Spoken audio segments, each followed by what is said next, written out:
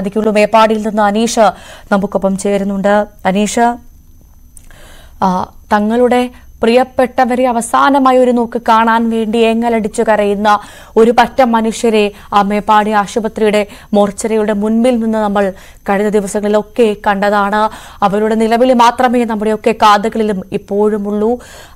ശരീരഭാഗങ്ങൾ മാത്രമായത് ഒരു വശത്ത്, മൃതദേഹങ്ങളായി കിട്ടിയത് ഒരു വശത്ത്, ഉറ്റവരെയും ഉടയവരെയും തിരിച്ചറിയാൻ പോലും സാധിക്കാത്തത്ര അത്രമാത്രം മൃതദേഹങ്ങൾ ചിന്നിച്ചെതിറിയ അവസ്ഥയിൽ അവിടെ എത്തിയതടക്കമുണ്ട്. അനീഷ് മേപ്പാടിയിലാണെന്ന് മനസ്സിലാക്കുന്നു. എന്താണ് നിലവിലെ ഒരു സാഹചര്യം? രാവിലെ തന്നെ എന്താണ് അനീഷിന് മനസ്സിലാക്കാൻ സാധിച്ചത് അവിടെ നിന്ന്?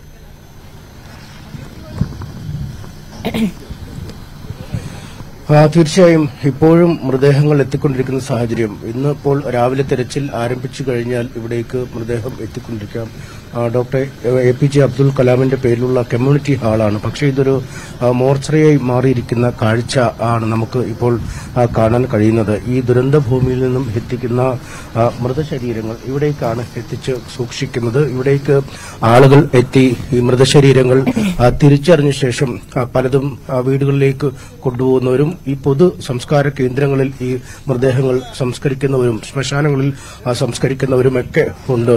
എന്നാൽ ഇപ്പോഴും തിരിച്ചറിയാത്ത നിരവധി മൃതദേഹങ്ങൾ ഇവിടെ ഇപ്പോഴും സൂക്ഷിച്ചിരിക്കുന്നു എന്നത് തന്നെയാണ് ഏറ്റവും പ്രധാന കാര്യം. ഇവിടേക്ക് അതുകൊണ്ട് തന്നെ ഏതാനും ദിവസങ്ങൾ ഈ മൃതശരീരങ്ങൾ ഇവിടെ തന്നെ സൂക്ഷിക്കും എന്നാണ് ഇന്നലെ മന്ത്രി അറിയിച്ചത്. ഈ നിരന്തരം വൈദ്യുതി ബന്ധം തുടരാൻ ആവശ്യമുള്ള ക്രമീകരണങ്ങളൊക്കെ ഏർപ്പെടുത്തിയിട്ടുണ്ട്. ജില്ലയുടെ വിവിധ ഇടങ്ങളിൽ നിന്നുള്ള മൊബൈൽ മോർച്ചറികൾ ഇവിടെ ക്രമീകരിച്ചിട്ടുണ്ട് എന്നൊക്കെ അറിയിക്കുകയും ചെയ്തു. കൂടുതൽ മൊബൈൽ മോർച്ചറികൾ ഒരുപക്ഷെ ആവശ്യമുണ്ടെങ്കിൽ അത് ക്രമീകരിക്കുന്നതിനുള്ള സജ്ജീകരണവും അധികൃതർ ഏർപ്പെടുത്തിയിട്ടുണ്ട്. എന്തായാലും അത്യന്തം വേദനാജനകമായ കാഴ്ചകൾ, മനസ്സ് നൊമ്പരപ്പെടുത്തുന്ന കാഴ്ചകൾ തന്നെയാണ് നമുക്ക് ഇവിടെ കാണാൻ കഴിയുന്നത്. ഇനി തെരച്ചിൽ പ്രവർത്തനങ്ങൾ ആരംഭിക്കുമ്പോൾ തൊട്ട് സമീപത്തുള്ള ആശുപത്രിയിലേക്ക് മൃതശരീരങ്ങൾ എത്തിക്കും. അവിടെ നിന്നാണ് ഈ താൽക്കാലിക മോർച്ചറിയിലേക്ക് എത്തിക്കുക. എന്തായാലും ഇവിടെയും സന്നദ്ധ പ്രവർത്തകർ ദുരന്ത ഭൂമിയിൽ എന്ന പോലെ തന്നെ സന്നദ്ധ പ്രവർത്തകർ നിലയുറപ്പിച്ചിട്ടുണ്ട്. നിങ്ങളൊക്കെ സന്നദ്ധ പ്രവർത്തകരായി ഇവിടെ ബോഡി അവിടുന്ന് പോസ്റ്റ്മോർട്ടം ചെയ്ത ബോഡികൾ, ഇവിടെ കിട്ടിയ ബോഡികൾ പിന്നെ ഇവിടെ കൊണ്ടുവരുമ്പോൾ നമ്മളത് ഇവിടെ ഫ്രീസറിൽ വാങ്ങി വെക്കും. അത് കഴിഞ്ഞിട്ട് പിന്നെ ആരെങ്കിലും വരുമ്പോൾ അവർക്ക് ഐഡന്റിഫൈ ചെയ്യാൻ വേണ്ടിയിട്ട് നമ്മൾ പിന്നെ അത് കാണിച്ചു കൊടുക്കും. ചിലത് ബോഡി ഫേസ് കാണിച്ചു കൊടുക്കേണ്ടി വരും. അപ്പോൾ അങ്ങനെ കാണിച്ചു കൊടുക്കും. ഫ്രീസറിൽ നിർത്തിയിട്ട് കാണിച്ചു കൊടുക്കേണ്ടി വരും. തുറന്നിട്ട് കാണിച്ചു കൊടുക്കും. ഐഡന്റിഫൈ ചെയ്താണെന്നുണ്ടെങ്കിൽ അത് റെക്കോർഡൊക്കെ ചെയ്തിട്ട് പിന്നെ വിട്ടുകൊടുക്കേണ്ടത് അതിന്റെ പേപ്പറുകളൊക്കെ ശരിയാക്കിയതിനു ശേഷം വിട്ടുകൊടുക്കും. ഈ പലതും ഇപ്പോൾ തിരിച്ചറിയാൻ കഴിയാത്ത കുറെ ബോഡികളുണ്ട്. അതിന് ആളുകൾ ഇങ്ങനെ വന്നുകൊണ്ടിരിക്കുന്നുണ്ട്. പിന്നെ കുറെ പാർട്സുകളുണ്ട്, ബോഡി പാർട്സുകളാണ്. അതാരതാന്ന് തിരിച്ചറിയാൻ കഴിയില്ല. അപ്പൊ അതൊക്കെ ഇവിടെ സൂക്ഷിച്ചു വെച്ചിട്ടുണ്ട്, ഫ്രീസറിൽ വെച്ചിട്ടുണ്ട്. പ്രത്യേകിച്ചും ചാലിയാർപ്പുഴയിൽ നിന്നൊക്കെ കിട്ടിയ ഭാഗങ്ങൾ പല ഭാഗങ്ങളാണ്. ചാലിയാർപ്പുഴയിൽ നിന്ന് കിട്ടിയതൊന്നും ഇങ്ങോട്ട് വന്നിട്ടില്ല. നിലമ്പൂരിൽ നിന്ന് ആ ഭാഗത്ത് നിന്ന് വന്നതൊക്കെ വേറെ സ്ഥലത്താണ്. പോസ്റ്റ്മോർട്ടം വേറെ സ്ഥലത്താണ്. ആ ബോഡികളൊന്നും ഇങ്ങോട്ട് എത്തിയിട്ടില്ല. ഇത് ഇവിടെ പിന്നെ നമ്മുടെ ചൂരൽമലയിൽ നിന്നും പിന്നെ മുണ്ടക്കയത്തു നിന്നൊക്കെ കിട്ടിയ ബോഡികളാണ് ഇവിടെ കൊണ്ടുവന്നിരിക്കുന്നത്. പക്ഷെ അതും ഈ രക്ഷാപ്രവർത്തകരും പറയാറുണ്ട് പല പല ശരീരഭാഗങ്ങളാണ് അവർക്ക് ലഭിക്കുന്നത്. അത് ആരുടേതാണെന്ന് തിരിച്ചറിയാൻ ഇല്ല പറ്റുന്നില്ല. ശരീരഭാഗങ്ങൾ മാത്രമാകുമ്പോൾ പറ്റില്ല. പിന്നീട് DNA ടെസ്റ്റൊക്കെ നടത്തിയിട്ടാണ് തിരിച്ചറിയാന്നാ പറയുന്നത്. എന്തായാലും തൽക്കാലം കുറച്ചുനാൾ ഇവിടെ തന്നെ സൂക്ഷിക്കാനാണ് സർക്കാരിന്റെ പദ്ധതി എന്ന് തോന്നുന്നല്ലേ? ഈ മൊബൈൽ ഫ്രീസറുകൾ മൊബൈൽ ഫ്രീസറുകളുണ്ട്. കൂടുതൽ ദിവസമൊന്നും വെക്കലുണ്ടാവില്ല. പിന്നെ പാർട്സുകളൊക്കെ ചിലപ്പം പിന്നെ DNA ടെസ്റ്റ് നടത്തിയതിന് ശേഷം അത് പിന്നെ ബോഡി ക്രിമേറ്റ് ചെയ്യായിരിക്കും ഉണ്ടാവുക, മറവ് ചെയ്യായിരിക്കും ഉണ്ടാവുന്നുണ്ട്.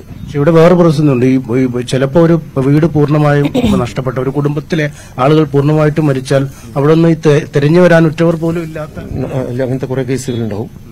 ഒരു കുടുംബത്തിലെ മുഴുവൻ ആളുകളും പോയി കഴിഞ്ഞാൽ കിട്ടിയത് ആരാണെന്നുള്ള പോലും അറിയാൻ സാധ്യതയില്ലാത്ത സാഹചര്യങ്ങളുണ്ട്. അങ്ങനത്തെ പിന്നെ മറ്റു ബന്ധുക്കളോ അല്ലെങ്കിൽ അതുപോലുള്ള അടുത്ത അയൽവാസികളോ ആരെങ്കിലുമൊക്കെ വന്നിട്ടായിരിക്കും പിന്നെ ഐഡന്റിഫൈ ചെയ്യുന്നത്. വലിയൊരു രോഗഭീതിയും ഉണ്ട് ഇവിടങ്ങളിലൊക്കെ അല്ലെ? ഈ മൃതശരീരങ്ങൾ ദിവസങ്ങൾക്ക് ശേഷം അഴുകിയ അത് ഇവിടെ മോർച്ചറിന്റെ ഈ ഭാഗത്തൊന്നുമില്ല, വരുന്നില്ല. പോസ്റ്റ്മോർട്ടം കഴിഞ്ഞ ബോഡിയൊക്കെയാണ് പാക്ക് ചെയ്തിട്ടാണ് ഇങ്ങോട്ട് വരുന്നത്. ചെറിയ ആളുകൾ സങ്കടകരമായ ഒരു കാഴ്ചയാണല്ലേ ഈ ഏറ്റവും അടുത്ത ബന്ധുക്കളുടെ ബോഡി ഇവിടെ വന്ന് തിരിച്ചറിയുക, അത് ഏറ്റുവാങ്ങുക. അത് ഓരോന്നും നോക്കിയിട്ട് അതല്ല എന്ന് പറയുന്നതും ആണെന്ന് പറയുന്നതൊക്കെ പലതും കണ്ടു നിൽക്കാൻ കാണിച്ചു കൊടുക്കണം. പലതും പിന്നെ ശരിക്കും മുഖമൊക്കെ ഡിഫേസ് ആയിട്ടുണ്ടാവും, ശരിക്കും ഇതായിട്ടുണ്ട്. എന്നാലും നമ്മൾ കാണിച്ചു കൊടുക്കണം. അതാണ് സന്നദ്ധ പ്രവർത്തകർ പറയുന്നത്. കാരണം ഇവിടെ ചെയ്യേണ്ടതിൽ ഏറ്റവും ദുഷ്കരമായ കർമ്മങ്ങളിലൊന്ന് ഈ മൃതശരീരങ്ങൾ ബന്ധുക്കൾക്ക് കാണിച്ചു കൊടുക്കുക എന്നതാണ്. പലപ്പോഴും ഈ അംഗഭംഗം വന്ന ശരീരഭാഗങ്ങളാണ് ഇവിടെ ലഭിക്കുന്നത്. മുഖം ഉണ്ടാവില്ല, ശരീരഭാഗങ്ങൾ മാത്രം ചിലപ്പോഴുണ്ടാവുന്ന സാഹചര്യം. അങ്ങേയറ്റം വേദനാജനകമായ ഒരു കാഴ്ച. തങ്ങളുടെ ഉറ്റവർ ഉടയവർ ഇവിടെ ഉണ്ടോ അല്ലെങ്കിൽ ആ ക്യാമ്പിലാണോ എന്നൊക്കെ അറിയാതെ തെരഞ്ഞു വരുന്ന ആളുകളുണ്ട്. പലപ്പോഴും ഇവിടെ വന്ന് നോക്കിക്കഴിയുമ്പോൾ ആദ്യമാത്ര ഒരു ആശ്വാസം തോന്നും. പക്ഷേ പിന്നീട് അവർ ക്യാമ്പുകളിൽ ഇല്ല എന്നറിയുമ്പോൾ അതൊരു ആശങ്കയായി മാറുന്ന സാഹചര്യം. ഇതിന് ശേഷമാണ് പിന്നീട് ഇത് മിസ്സിംഗ് എന്ന രീതിയിൽ പരിഗണിക്കപ്പെടുകയും അവർക്കായുള്ള തെരച്ചിൽ തുടരുകയും ചെയ്യുന്നത്. എന്തായാലും ഈ APJ Abdul Kalam community hall ഇപ്പോൾ ഒരു മോർച്ചറിയായി മാറിയിരിക്കുന്ന കാഴ്ച. ജില്ലയുടെ വിവിധ ഭാഗങ്ങളിൽ നിന്നുള്ള മൊബൈൽ മോർച്ചറികൾ ഇവിടേക്ക് എത്തിക്കുന്നു. നിലവിൽ തന്നെ ആവശ്യത്തിനുള്ള മോർച്ചറികളുണ്ട് എന്ന് സർക്കാർ പറയുന്നുണ്ട്. ഇനി ആവശ്യമെങ്കിൽ വരാൻ തയ്യാറായി കണ്ണൂർ, കോഴിക്കോട് അടക്കമുള്ള ഇടങ്ങളിലൊക്കെ ഈ മൊബൈൽ ഫ്രീസർ യൂണിറ്റുകൾ തയ്യാറാക്കി നിർത്തിയിട്ടുണ്ട് എന്നും വ്യക്തമാക്കുന്നു.